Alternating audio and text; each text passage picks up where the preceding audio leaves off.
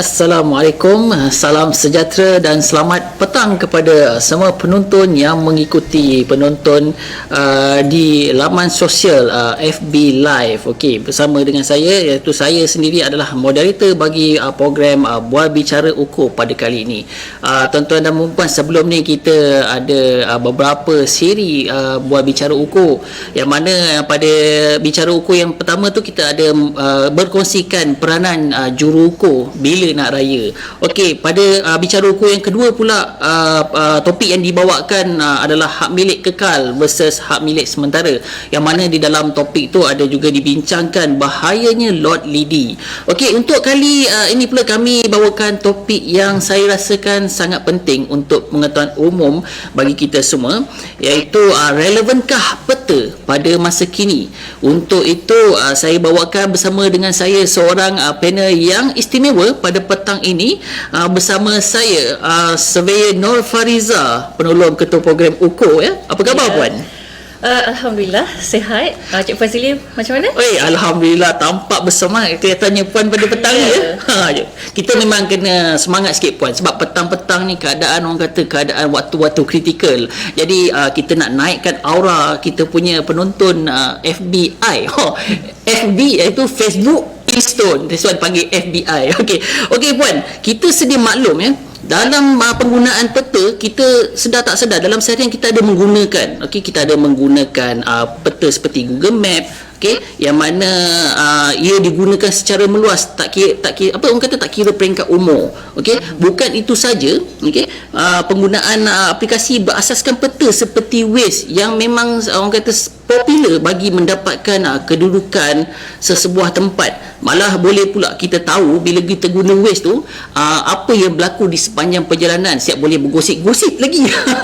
Okey puan, jadi bila kita bercakap tentang Google Map, kita bercakap tentang Waze, aplikasi penggunaan yang berasaskan peta tu, jadi kita tertanya-tanya, kadang-kadang saya rasa penonton di luar tu pun ada macam terfikir, sebenarnya Google Map ni peta ke? Jadi boleh tak puan kongsikan dengan penonton FBI kita di luar sana, apa yang dimaksudkan dengan peta puan? Baik Fazili, pertama sekali saya ucapkan Assalamualaikum dan selamat petang buat penonton kita di Facebook, ya, yang menonton secara live pada program kita pada petang ini. Baik Cik Fazili, berkenaan dengan soalan daripada Cik Fazili, iaitu apakah yang dimaksudkan dengan peta itu sendiri, ya. Peta merupakan satu dokumen, ya, satu dokumen saintifik yang menggambarkan sebahagian ataupun keseluruhan permukaan bumi di dalam bentuk grafik yang berskala, dan sama ada ia dipersembahkan di dalam media cetak seperti kertas ataupun dalam media elektronik iaitu digital mengikut keperluan pengguna. Dan peta ini juga merupakan satu lukisan yang di mana kawasan-kawasan yang ada digambarkan mengikut bentuk simbol, dan dibuat mengikut sesuatu unjuran, sama ada unjuran sama luas, sama unjuran yang tidak sama luas, dan juga mengikut skala tertentu. Dan penggunaan peta ini juga di dalam bidang ketenteraan, ataupun keselamatan dan juga pembangunan dan sebagainya.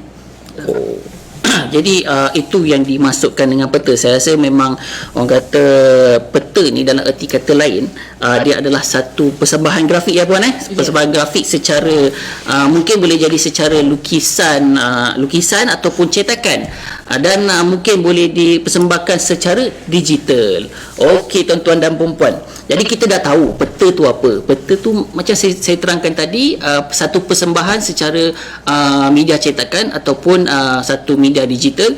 Jadi bila kita bercakap tentang peta, pasti ada perkara-perkara yang penting ataupun elemen, dalam erti kata lain sifat-sifat pada sesebuah peta.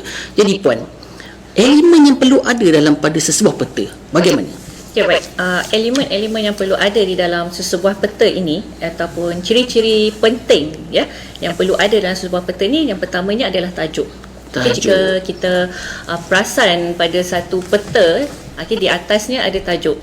Contoh, Kapita Bandar Padang Besar. Jadi peta tersebut menunjukkan kawasan Padang Besar. Dan keduanya ia perlu mempunyai skala. Jadi skala ni adalah nisbah ataupun perbezaan jarak di atas peta, okey, berbanding jarak di atas permukaan bumi. Okey, dalam peta juga skala ni selalunya berada di bahagian bawah peta dan dia diletakkan di dalam, contohnya satu di dalam 50,000. Okey, itu adalah skala. Dan ketiganya adalah petunjuk ataupun legend. Okey, biasanya kita sebut legend. Legend dan petunjuk perkara yang sama. Okey, di mana di dalam petunjuk itu ini memaparkan senarai simbol. Okey, senarai simbol yang ada di atas peta dan ada sedikit penerangan terhadap simbol tersebut. Jadi kita sebagai pengguna boleh memahamilah simbol itu mewakili apa. Okey, dan seterusnya perlu ada penunjuk arah. Penunjuk arah iaitu arah utara, dan juga yang perkara yang pentingnya adalah koordinat. Okey, koordinat bagi bergantung pada jenis-jenis peta. Okey, sama ada di dalam sistem koordinat MRSO ataupun di dalam WGS 84. Itulah elemen-elemen yang penting yang perlu ada dalam sebuah peta. Okey, maknanya untuk sebuah peta ni elemen-elemen yang penting dia adalah seperti yang Puan Fariza sebut tadi, tajuk, okey, skala, okey, nisbah ataupun beza jarak tu, okey, and then legend. Legend. Ada lagi tadi satu yang saya perasan tadi tu Puan, apa kata? Arah utara Ya. Arah utara. Okey, kalau tak ada arah utara yang benar, tak jumpalah kita jalan je. Okey, tadi kita dah tengok jenis-jenis peta tuan-tuan dan puan-puan, kita dah tahu kita dah tengok elemen yang perlu ada pada peta. Jadi bila kita dah tahu elemen-elemen yang ada dalam sebuah peta, jadi kita mesti nak tahu dekat luar sana, dekat sana tu ada peta apa. Okey, jenis-jenis peta. Okey Puan, jenis-jenis peta yang ada Puan. Okey, kalau ikutkan jenis peta ni banyak ya. Tapi saya senaraikan jenis-jenis peta yang biasa kita gunakan. Okey, yang pertamanya adalah peta tematik. Okey, peta tematik ni termasuklah peta yang, maksudnya peta tematik ni peta tema, peta yang mempunyai tujuan dan kegunaan yang tertentu. Sebagai contoh, peta daerah, peta negeri, peta politikal. Okey, itu adalah salah satu contoh peta tematik. Okey, dan keduanya adalah peta topografi. Okey, peta topografi ini merupakan sebuah peta yang memaparkan permukaan bumi, iaitu relief permukaan bumi, dan dia mempunyai skala yang besar. Dan lagi satu, dia mempunyai maklumat yang lebih lengkap dan sempurna. Ya, peta topografi juga terbahagi kepada dua. Okay, untuk pengetahuan penonton di luar sana, peta topografi terbahagi kepada peta topografi terhad dan juga peta topografi tidak terhad. Apa yang dikatakan dengan terhad dan tidak terhad ni? Okay, peta topografi terhad ni kebiasaannya digunakan oleh jabatan ataupun agensi yang tertentu. Sebagai contoh, tentera dan juga juruukur Malaysia juga menggunakan peta terhad ini, di mana maklumat-maklumat yang terkandung di dalam peta terhad ini adalah seperti kontur, grid RSO dan juga maklumat seperti kawasan larangan. Jadi itu adalah peta yang terhad. Manakala peta yang tidak terhad ini kebiasaannya digunakan oleh pengguna-pengguna awam. Dan peta tidak terhad juga boleh didapati di Jabatan Ukur dan Pemetaan Malaysia, di mana pengguna boleh membelinya di kaunter perkhidmatan jualan di Jupam. Dan yang seterusnya adalah peta elektronik ataupun digital. Okey, peta elektronik ni kalau nak ikutkan pada zaman saya belajar dulu, ada dikeluarkan e-map, electronic map, ya, di mana saya ingat dulu semasa saya praktikal ya di Jupam, ada diberi e-map ni, dan e-map ni kami boleh view bagi sesuatu kawasan. Dan kita juga ada peta elektronik seperti digital ni, web map dan juga web atlas. Jadi web map juga merupakan satu peta digital yang interaktif, di mana ia berasaskan dengan sistem maklumat geografi iaitu GIS, dan boleh diakses secara percuma di portal Jupam juga. Dan yang saya sebutkan tadi tu kebanyakan dia peta di darat. Kalau di perairan, okey, salah satunya adalah Carta Nautica. Carta Nautica, di mana ia menunjukkan maklumat-maklumat terperinci seperti kedalaman air, kontur, lokasi kapal karam, okey, dan lain-lain maklumat yang diperlukan semasa pelayaran.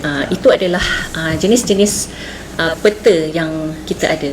Oh, okey. Mana okey, dekat luar sana dah dengar banyak peta yang ada sebenarnya. Okey, macam peta tema tadi dia menunjukkan untuk peta tujuan, tema untuk tujuan. Okey, lepas tu ada e-map. Okey, lepas tu yang peta tadi ada yang boleh dapatkan dekat Jabatan Hukum, kena belilah puan maksudnya kena belilah. Yang mana tu? Peta yang dapatkan di Jabatan Hukum, peta hard copy tadi. Peta hard copy ya. Okey. Lepas tu saya rasa ada satu peta, mungkin lepas ni orang kata boleh dibuat lah. Saya rasa mungkin dekat luar sana banyak yang cerdik pandai boleh buat peta yang baru. Saya rasa peta tema ni tak ada puan. Peta jodoh. Peta jodoh saya rasa tak ada. Okey, orang kata gurau di petang hari. Okey. Alright puan. Kita dah tahu jenis-jenis peta yang ada. Okey. Peta tema, peta e-map tadi semua. Okey. Jadi dalam peta ni mesti dia ada kategori-kategori peta, iaitu konvensional ataupun digital. Okey, jadi boleh tak puan terangkan seberingkas mengenai dua kategori peta ni, iaitu konvensional dan digital puan? Silakan. Okey, baik Cik Fazli. Seperti mana yang kita tahu, peta konvensional ataupun hard copy dan juga peta digital ni, yang pertamanya adalah dari segi kaedah penghasilannya. Okey, baik, bagi kaedah konvensional ataupun hard copy, kaedah digunakan dalam penghasilan peta ini adalah secara manual, di mana maklumat-maklumat geospatial ni diplot terus pada media cetak, iaitu kertas. Dan juga penggunaan alatan untuk melukis peta ini juga digunakan seperti jangka sudut, pembaris skala, technical pen, pensel dan alat-alat yang berkaitan lah dengan melukis peta.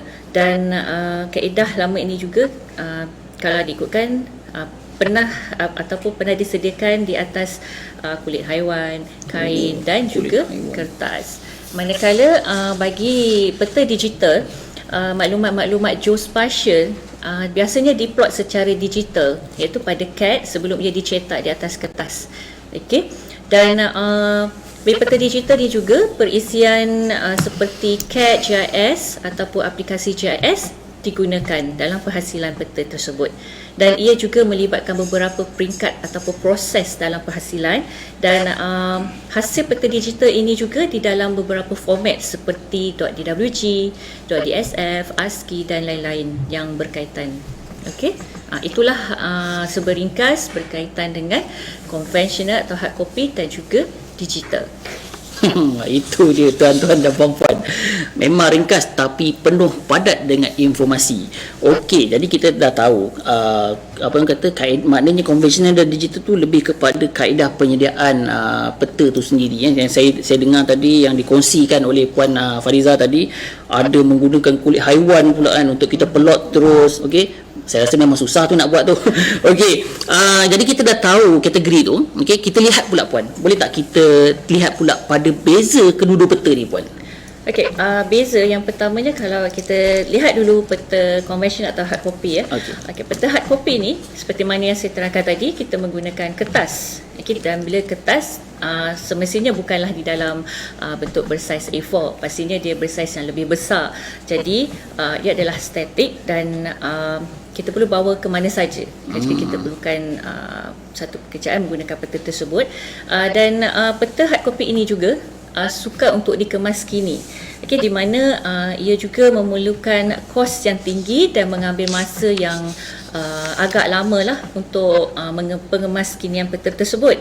Dan lagi satu, peta hard copy tidak boleh nak di-analyze atau buat proses analisis, dan tidak boleh juga diintegrasikan dengan data-data GIS. Okey, dan lagi satu, bagi peta hard copy ni, kaedah penyimpanan dia. Okey, memandangkan peta kita ada yang terhad dan juga tidak terhad. Terutama sekali yang terhad pastinya kita akan simpan di bilik yang khas, kerana dia adalah dokumen yang penting bagi kita kan. Jadi peta hard copy ni seperti mana kita tahu, dia terdedah dengan beberapa risiko seperti mudah hilang, rosak, terbakar. Okey, oleh itu bilik khas perlu diadakan untuk menyimpankan peta-peta ini, di mana ia dikenali sebagai bilik kebat. Bilik kebat. Bilik kebat ini merupakan sebuah bilik yang mempunyai ruang yang luas, di mana ia lebih selamat dan boleh melindungi dokumen-dokumen yang berharga. Okey, manakala bagi peta digital, bersesuaian dengan namanya digital, dia lebih fleksibel apabila kita gunakan.